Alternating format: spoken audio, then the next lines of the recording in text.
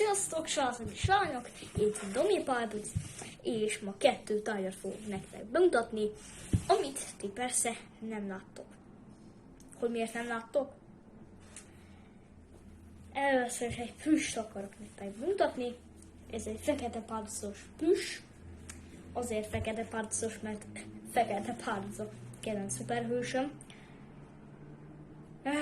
Előzettem volna, hogy megmutassam nektek, hogy fekete pálduc itt van.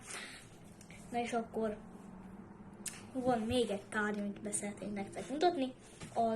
Ez a Marvel Pókember zsebkönyv, a hátulja.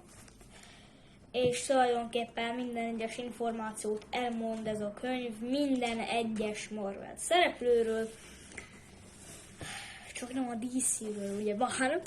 Jó, DC-t azt nem szeretem a DC-t. Tehát, hogy ja, ezeket akartok nektek bemutatni, és ebben a Marvel Pókember zsebkönyvben benne van fekete pálduc is. Itt van fekete pálduc. Ide is van írva fekete pálduc. És hát, ja.